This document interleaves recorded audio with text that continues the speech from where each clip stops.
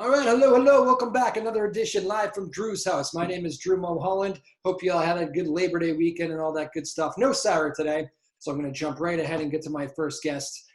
He started all the created it. He still, I think, is pretty much, running it and organizing the place. But the Me and Thee Coffee House, it's a fantastic spot in Marblehead. Check it out if you post-pandemic and all that good stuff. But like so many places, you're getting creative in a pandemic. He happens to be a radio friend of mine from not too long ago. You'll recognize the voice, the old voice of WBC News Radio, the afternoons. Anthony Silva is joining us. Let's bring Anthony in right now. All right, Anthony Silva. Anthony and I worked together for many, many years over at WBZ in Boston. As you know, I have a lot of friends back there. And Anthony, this is the first time I've seen you in ages, albeit virtually. How you doing, my friend? Doing very well. Drew, you look great. I like the haircut for radio. And I know that you're working very hard, and BZ is working very hard during these very trying circumstances. But you're going into work every day. God bless you, man. You're doing well. Well, yeah, enough about me. We got, I do want to ask you, you got a lot going on still post, BZ life, but do you miss it? I have to ask that first of all. No, not at all. How's that?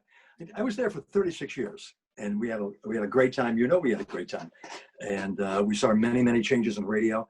But after that amount of time, you'll find out at some point that, it's, I've done that. It was great. And now I'm doing other things. I'm still doing a little bit for BZ. I'll do a few commercials here and there, but I'm involved in the Marblehead Cultural Council.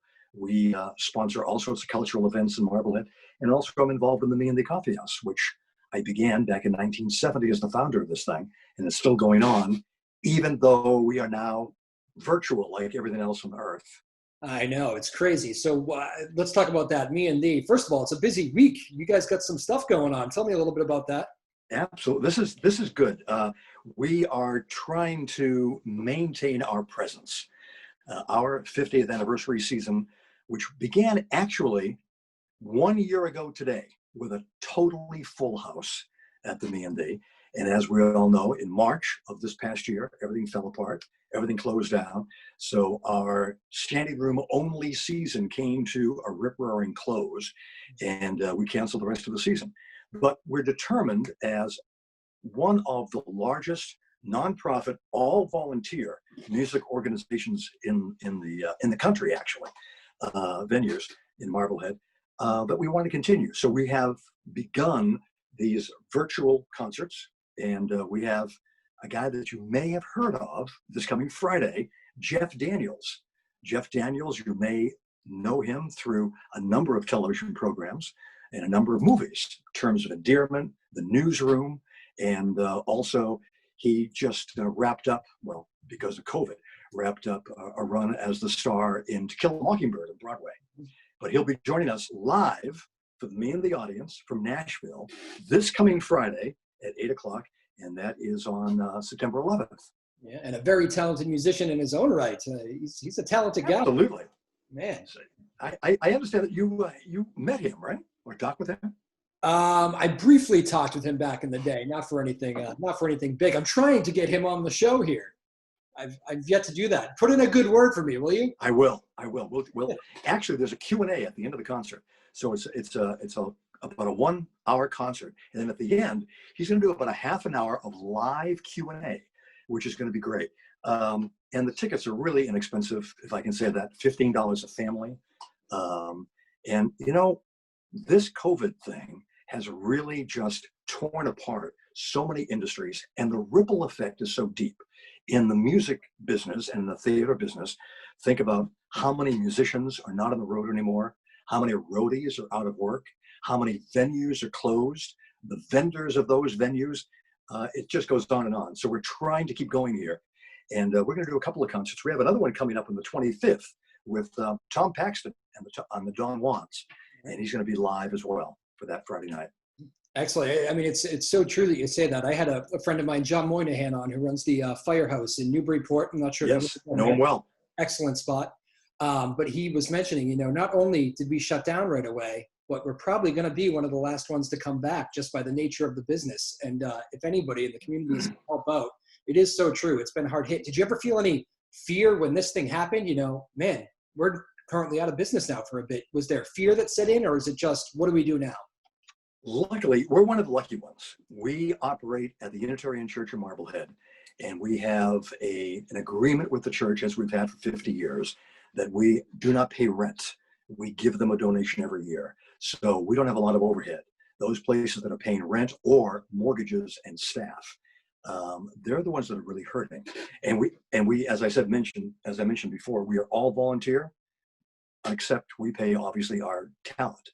And so we have a staff of about 50 or 60 people who rotate every Friday and make this thing work, as we have incredibly for 5 decades. And we've had just fabulous performers come, but luckily we can pull the plug for a while, close it down, and then be able to reopen.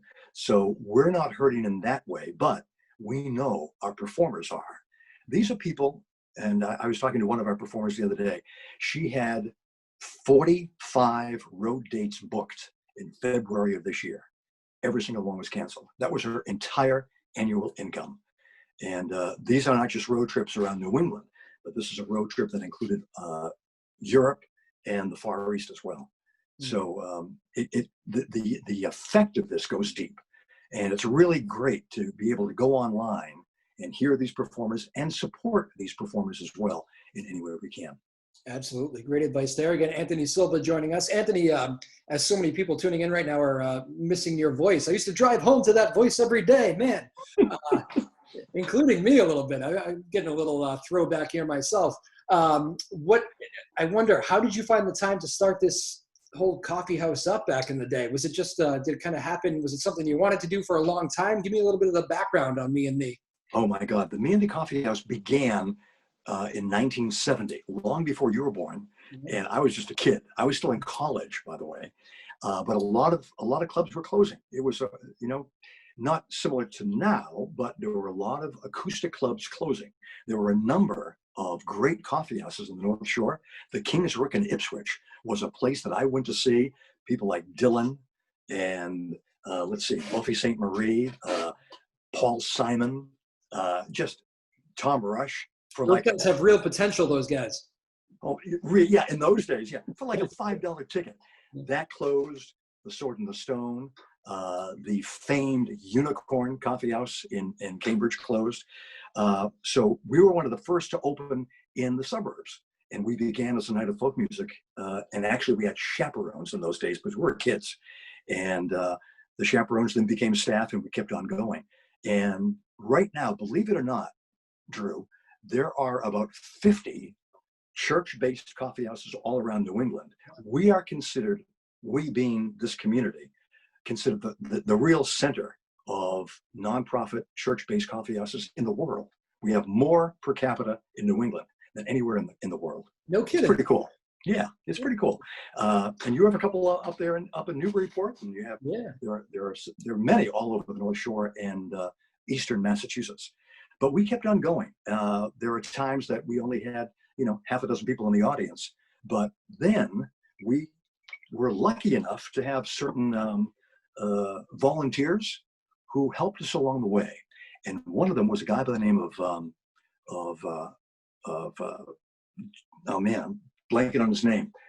Not John Hamilton, but he was a member of the Weavers, and he became a part of our staff. And through him, we actually booked Pete Seeger. Pete came to Marblehead, and it was sort of the seal of approval that we were for real. And we had a full house, and people started noticing us. We started getting reviews in the Boston Globe and the Boston Press, and things kept on going. And we've had people like Tom Rush and a lot of great performers all through the years. All right, I think I got this right, Anthony, but since you mentioned the Pete Seeger thing, I'm digging back probably about 10 years with you and I, but I believe way back in the day when we first started working together, you told me a story about Pete Seeger, how he was laying down in the dressing room. Yes. Back, oh man, you have a good memory. Yeah, absolutely. All right. This was that night, and we were all very nervous about this because we hadn't had a performer of this fame ever. And at halftime, I was the MC that night.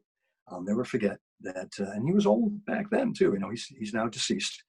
But during the intermission, he asked me, he said, come back and get me before, with a few minutes to go for the second act. So I go back there and he is flat out on the ground, flat out right on the ground. No pillow, nothing, just out. And my first thought was, oh my God, Pete Seeger's died. He's gone. I went up to him and I'm actually feeling his nose to see if he's breathing.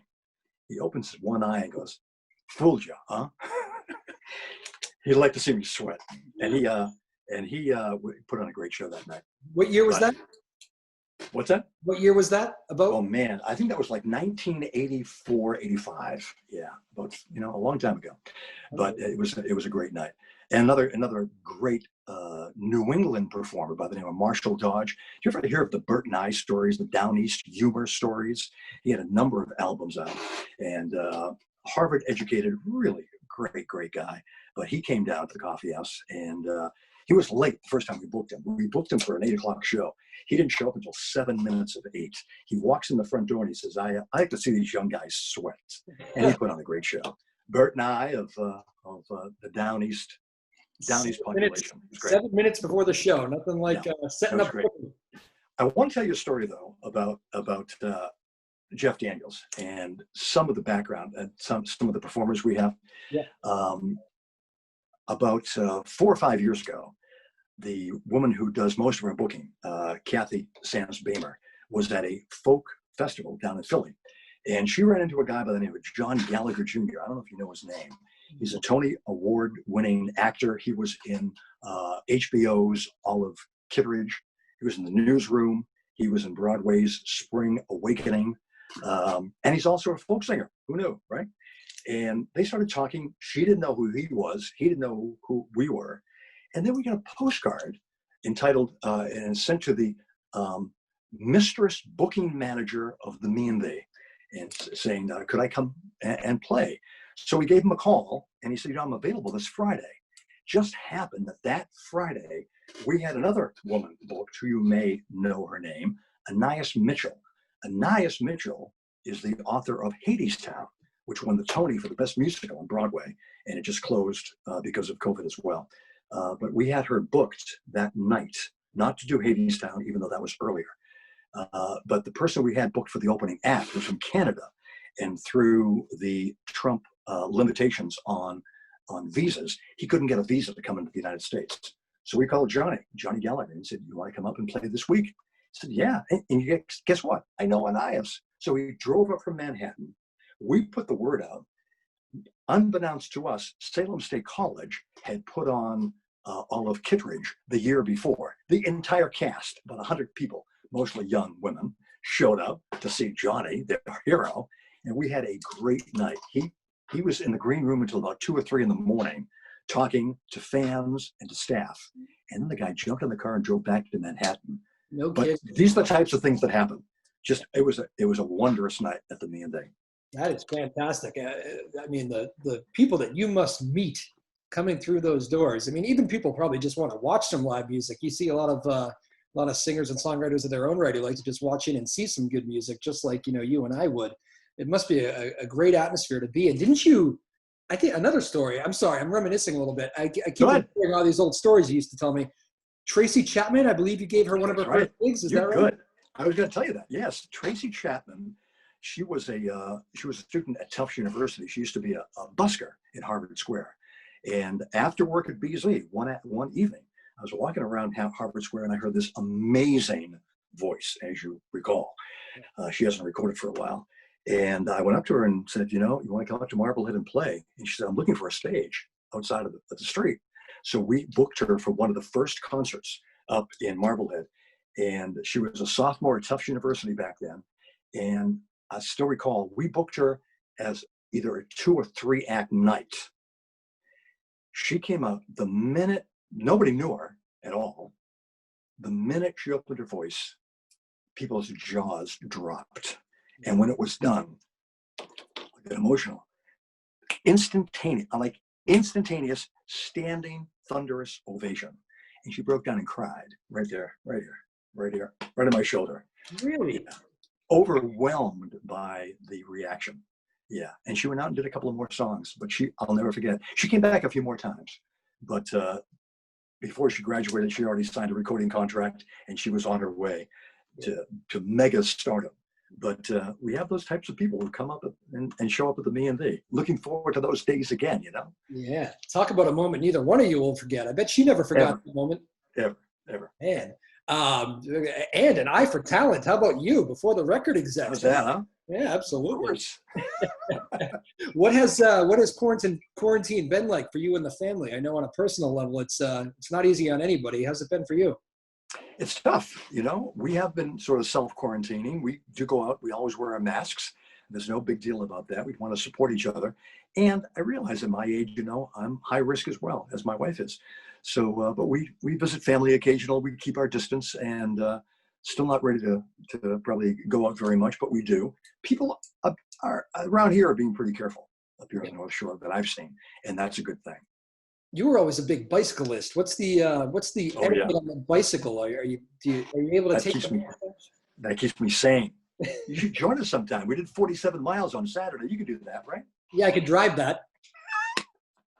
I think it was up by your house. I went through Danvers. We have a bunch of guys who go out biking every Saturday, and we'll take our time. We're not fast, but we're consistent. And no, you got to keep your head screwed on. This is not going to end for a while. We're thinking with the Me&The, we probably won't go back to the live stage until the fall of 21. We're in no rush. And we want to be honest, our target audience, even though I got to tell you, Drew, that we have always, from day one, and I'm not sure how we've done this, we've always attracted a very mixed age and a spectrum of audience. We have high school kids, we have college kids, we have young professionals, we have young married families.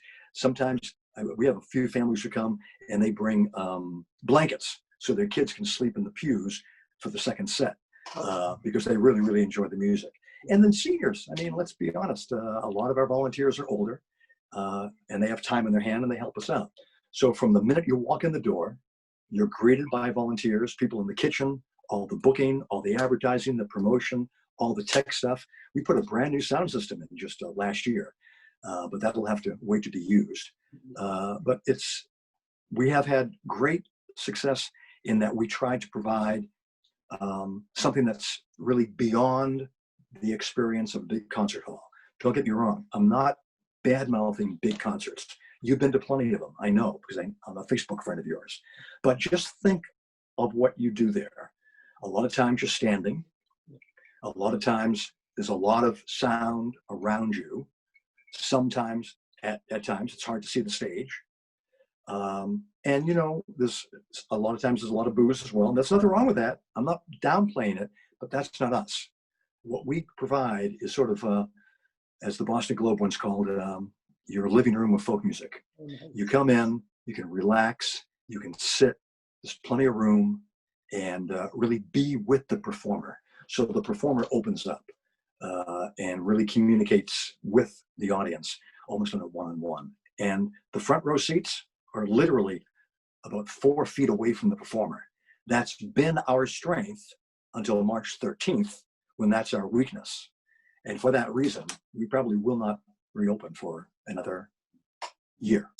It's such a, some of the best shows I've seen have been those big stadium venues and whatever, but also some of the best ones have been that level of intimacy when it's just you and the artist, it feels like. And they're very different, but just as great in so many ways. It's absolutely. That level of intimacy is fantastic. Again, Anthony Silva joining us.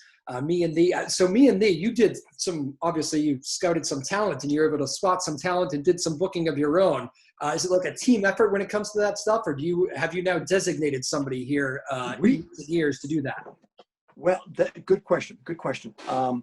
We now have a booking person who, Kathy, who really makes it her business to find performers all over the country, literally all over the world. They fly in and they'll build a whole tour around on Me&The booking. So we'll have people like Sean Colvin, Dar Williams has been to the Coffee House a number of times. Loudon Wainwright III was there just last year. He put on a great show and toured New England as well. And then a lot of people you've never heard of who are up and coming.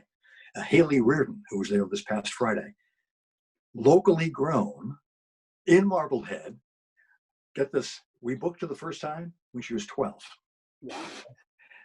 We had a show, and a neighbor of ours brought her to the coffee house saying, "What do you think? Just do a couple of songs, Hayley." And we were so smitten with her, we booked her for a double set, a double booking, and she's been coming back ever since. She now records out of Nashville. She's had a number of albums, and she tours big time through Germany and Europe. She's really very, very good. It's a name to watch. Hayley Reardon is her name. Okay, that must be thrilling for you to see. Like, so much of the talent is local to anybody, but it's really, when you play in that community, it's extra pressure on the artist. Everybody's kind of pulling for you in the room, but it's a whole different vibe, isn't it, that sort of night? It's a totally different vibe. There's a lot of excitement about it too, especially when somebody is touring and you pull up at the coffee house and their tour bus is out front. We book a lot of people who come in from other parts of the country. There is a feeling sometimes that the me and thee is, and I'm not downplaying this, because this is important as part of the whole ecosystem of music, but it's not barroom music. It's not music that you go in and you keep the conversation going, drinking, sloshing beer with the music in the background. The music is the message, as Marshall McLuhan used to say, and that's the focus of it. When we first opened, again, I can't believe we used to do this, but when we first opened, we really thought that we wanted to have a listening room. So, and back in those days, we had actual waiters and waitresses, high school kids who worked in the kitchen. And we told them all, if you're out there and people are talking during the set, just go up to them quietly, ask them to be quiet. If they don't, second time, go up, pull out the $1.50 they paid to come in. That was the admission back then. And say, if you'd like to talk, you can leave, and here's the admission. You do that a few times, and people get it. It's a listening room. And we're famous for our long set breaks in between. We'll break for 45 minutes, almost an hour in between. And people hang around at the end as well, just to be with the performers. But during the set, that's when the performer is communicating, building up that rapport with the audience, and that's when the magic happens. Absolutely. Anthony Silva joining us. I can imagine you. I remember you from the newsroom. You were always, as people can probably guess here just by listening to you, one of the more charming guys, always chatting it up. You don't really get to walk in without saying hello. I imagine that's probably how life is at the coffee house for you. Are you missing that greatly? How are you dealing with this in pandemic times? I am missing it big time. Absolutely. This is I can show you this. This is our 50th anniversary program. And here's some performers. Took on a different life, didn't it? And some of the performers, I don't know if you can see this, maybe you can. Yeah, you can see that, right? Some of the performers that we've had there. And you can see from all different walks of life. And it's a real community. The community is what makes this club work. And there are similar clubs around the country. But there have been dedicated people who have worked very hard to make this place work. And no, you miss that community as well. We get together with Zoom meetings, but as you know, it's not the same. It's just not the same somehow. Exactly. But we're going to keep going. Luckily, there is not a chance that we're going to go out of business. We have too many people who are too devoted to keep this music alive. We're just hoping that these performers hang in there, because a lot of them are hurting badly. They are. You know what, the one good thing, especially, I'm doing this show from Danvers right now. We're out of Newburyport and you're in Marblehead. So we kind of got a good little North Shore distance covered there. One thing that I've noticed from a lot of the musicians that I've had on this show is that they have said, I will say this, it's tough. There's no doubt about it. Lost all my gigs. I'm not used to not playing. This is the longest I've ever gone without being on stage my entire life. But so many of them are saying that whether it be virtual or the shows they're performing, online or whatever it is they're doing, they are saying the community is really coming through for them. They're feeling the support. And I think people have maybe noticed through all this that when times get tough and you're hunkered down, people want to turn to the arts. That's who we turn to, is these musicians and these artists. And I think people are really realizing that, if nothing else. Absolutely. And, to support them is important. And these online concerts are great. I can give a plug for another place, which is just north of Newburyport, and that's the Dance Hall up in Maine. And they are doing a few events outside. We have not done that yet. We may consider it, but we're not ready for that. but they're doing a couple of events outside, and I know there's a drive-in concert series further up in New Hampshire. Yeah, I've done a few of those. You've done those. How do they work out? There's a few. I did one in New Bedford. That was the first one. And I have tickets for one in 2 weeks in Manchester by the Sea. Excellent. But I hear the Board of Health may have shut that down, which is interesting because I think the ones I have been to, I will tell you, it is a good experience. They work. It feels like a concert. You have your own, you pull in, and essentially you park in one spot, and the spot to your left is left empty. And they call that your suite for the night. Those nice. And you can set up lawn chairs, coolers, do whatever you got to do, but that's your spot, and you're not supposed to really go mingle. But it kind of felt like, you're tailgating for a concert, and you just don't have to leave. It had a good feel to it. Not quite the whole concert experience, but it was close. And I hope. Okay, what do they do for bathrooms and food? There were porta potties. Yes, I didn't have to use that myself. I was ordering that myself. Food is all you. We brought subs. We got subs, threw them in the cooler, and brought them ourselves. But nice. But yeah, nice. The bathroom thing is there were a lot of them, a lot of porta potties. But I can see where that might be a deterrence. But yes. Well, what we see is adaptation. People will adapt. Those who are not saying that masks are an attack on their freedom, they're seeing that, you can adapt to this for the betterment of all of us, so we all stay healthy. We can wear the masks, we can distance, and we can enjoy. Going back to this, the real issue is theaters and performance centers that are inside. Think of, I'm sure you've been to a Broadway play, how everybody's on top of each other. I don't know what the heck they're going to do.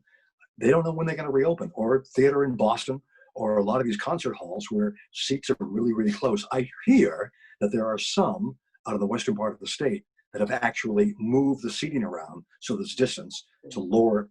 But right now, we could reopen if we had, I think, 25 people in the audience.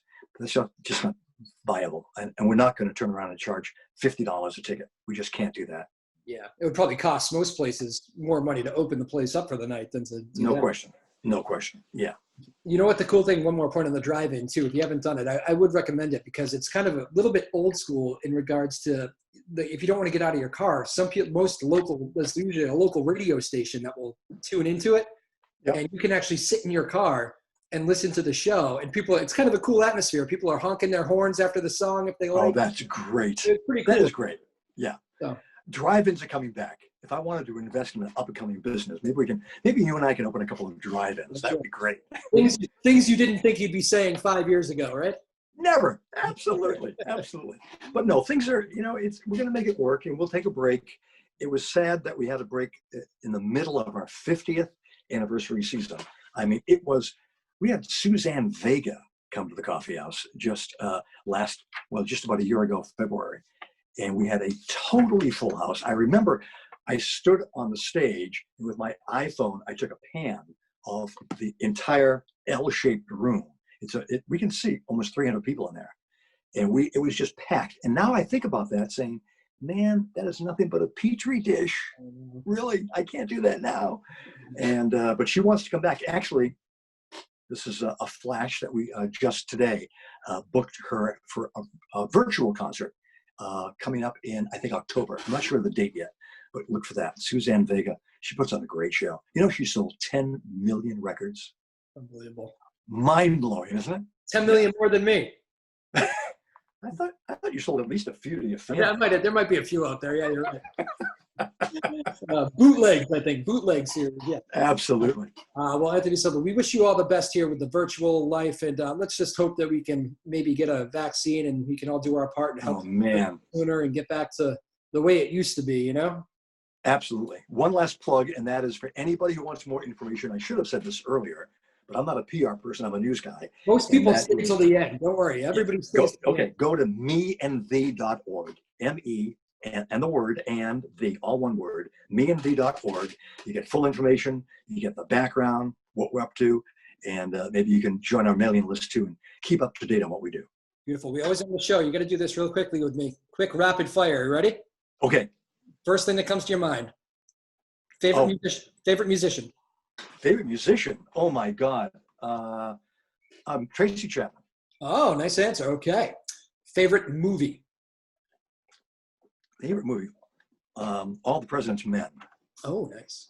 Favorite class in school back in the day? Favorite class in school. Classical music, overlooking the Charles. I went to Emerson College, and we were in this old building looking right down to the Charles River. Okay. Okay. Wow. How about that? Was it more about the class or the view? It was maybe about the young people in the room. I'll just imply that. It was a good atmosphere. I got it. Favorite food? Favorite food? Sushi.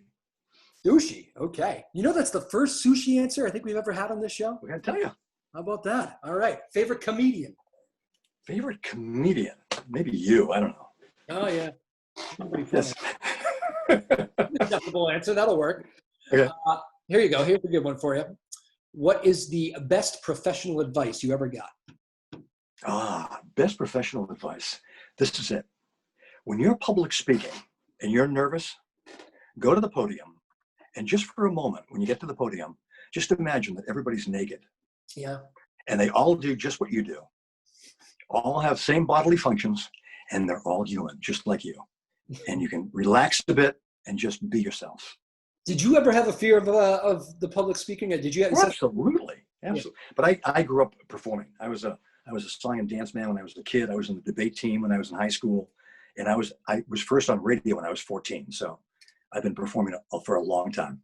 Unbelievable. And what was the number in the end? It was 36 years at the WBZ, was it? 38. 38. Missed it by 2 years. Short. No, I didn't miss a thing. No, I was short. I was short by 2. Yeah. I thought it was 36. It was 38. I got you. Man, 38 years.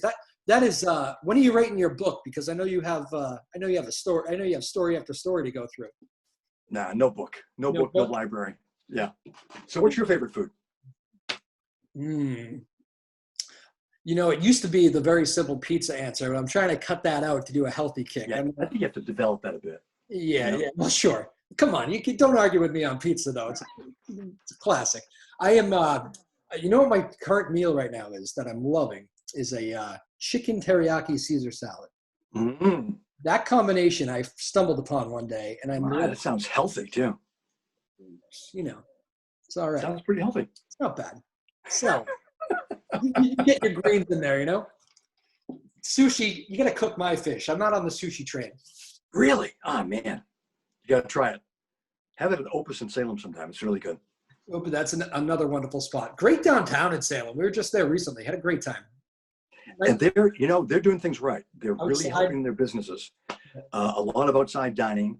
Yep. And again, another thing you have to support. You got to support these restaurants, especially when it gets cold weather and they can't go outside as much. But no, they're doing great. It's a great community. Sounds good, man. Well, we miss you. We miss you in the newsroom. We miss you on the radio every afternoon. I know you don't miss it, but it's great to see you, though. No, I don't miss it, but I miss all you guys and the young ladies too. That was we had a great team over at BZ. You're in a new studio, and you don't have to drive as far. Yeah. But you have a great view of the Encore, right? That is true. Yeah. Cut down on the commute a little bit. It's a nice spot, nice view, big windows. Have you been in there? Oh yeah. Yeah, I've been there to record. Yeah, huge windows to look at. It's very different than what we used to work in on Soldiers Field Road. Yes, when I started at BZ, we had offices. Then we went to cubicles, and now we have like benches, right? You're all side by side. What's the biggest change in the newsroom from when you started to now? Total digital. Yeah. I mean, that's the whole thing about electronics and digital technology is that I don't want to give my age away. I'm old, but when I started at BZ, each desk, and we had desks, we had a big Ampeg tape recorder with giant reels next to us, and we'd record everything on that and edit everything with a razor blade and tape. I mean tape, like Scotch tape. That's how we'd edit cuts. It would take you forever to do it, and you do it yourself. And I got real good at it. So we're all analog, and we're using typewriters. You remember those? No, you don't. No. I don't. I know. And so that's the biggest change, is that as technology increases and it doesn't take as much time to do all those steps, you are asked to do more and more and more. So, you know, you can post things online, you can have a blog, you can go on Twitter and still do radio, right? You're still doing all that stuff. I get it. And that's the biggest change, is the technology. It's changed so much. Interesting. And I lied. One final question, because that got me going on one ago. Okay. I do this to everybody. I can never have That's okay. Question. The most memorable story you ever covered. What was the day that you will never, ever forget in the newsroom? 9/11. Yeah. And the marathon bombing. The marathon bombing was, since it was so local, and we had colleagues out there that day, that was the most memorable day. We went on the air, Diane Stern and I, for the afternoon, only about 15 minutes before that bombing. And we didn't go off the air until 2 a.m. that night. So we were on the air almost 11 hours straight. And the team, as you know, won a Peabody Award for our coverage because it was nonstop all week. And again, Diane and I were on the air that Friday when they found the brothers hiding in that boat. And all hell broke loose. And again, we're on the air till 2 a.m. And I'll tell you something, I'll never forget this part, which has really very little to do with how we covered the story, even though that was emotional, is that night after the lockdown, as you recall, after the streets of Boston were covered with military vehicles, people were off the street, and finally it was, the coast is clear, you can come out of your houses. Diane and I walked down to the spot where the explosion was, and there were young people in the street waving the American flag, singing America the Beautiful and the national anthem, hollering, yes, we're free again, the streets are ours again. And the joy was palpable in Boston. I will never, ever forget that. And the patriotism that you could feel in the street as well. It was very, very moving. I almost come to tears just thinking about it now. And I hope that we can return to that feeling sometime soon. I've been thinking a lot about that too during these times of division here a little bit. And because that was really, for me, that's the first massive story in my life. I mean, some big ones before that, but when it comes to the massive level, that was the first one for me in the newsroom. And I was in Kenmore Square when the explosions went off. So that was the most interesting thing for me that day. I'll never forget this. I was in my buddy's little bar, Cornwall's, watching the Red Sox game and watching the runners kind of, and, you know, just saying hello, and popped in. And I remember not running, but, you know, kind of jetting out there, and everybody was like, what's going on? We see these explosions on TV. And, you know, we just started walking in that direction, just naturally, and then you started to see the people who were down there at the finish line coming back to you, and you started to see tears and pet chaos, literally running past college kids on their stoops who had no idea what had happened yet. And seeing those worlds kind of merge was I'll never forget that. It was the strangest feeling I think I've ever experienced in the streets of Boston. It was also, I think, for us at WBZ, one of our proudest moments, because I think even though the press is under, and news organizations are under attack nowadays with allegations of fake news and not reporting the truth, during that time, I think WBZ really showed their colors in that they were a real beacon of truth, in that we did not report rumor, we did not report innuendo. As you recall, the New York Post published that front page article of a photograph of two suspects. Yeah. The wrong people. Yeah. I remember Fox News coming up with many, like, these theories of what happened. They were all wrong. And we stayed away from that. I remember discussing that in the newsroom about, do we go with this? And we continually said, no, we have to confirm. We have to make sure this is the truth. And the Peabody organization recognized that as well. And that's something I'm very proud of, that both BZ Radio and TV earned that award that week. Never forget that week, certainly. Anthony, I think we could, knowing you and I, we could go back and forth for days here talking news stories. But, I know we could. But this has been fun, man. It's been great catching up with you. I miss you in the newsroom. I hope you and the family are doing well. Thank you so much. This has been really a lot of fun, and enjoyed the show. Absolutely. Give the website one more time. People can find you. Okay, that's meandthee.org for information and ticket information as well. Anthony Silva, you're the best, man. We'll talk soon. Thank you. Have a good one. All right. How about that? Anthony Silva, great guy. I've not seen him, obviously, in a long time. I hadn't seen him in a while pre-pandemic. And so now that tells you where we're at here during the pandemic as well. Check out Me and the great coffee house. And obviously, you hear all the talent, all the storied names that have gone through there. Pretty cool place to be a part of. And Anthony Silva, what a great voice he was on the radio for almost 4 decades at WBZ Radio. So, and a good coworker. I enjoyed his presence very much. We still miss him in the newsroom. So good way to start the week right there, folks. Thank you all. Live from Drew's house. I think we'll have Sarah back here for the next show. Tune in. We'll be back, all right? My name is Drew Moholland. We'll see you next time. Bye-bye.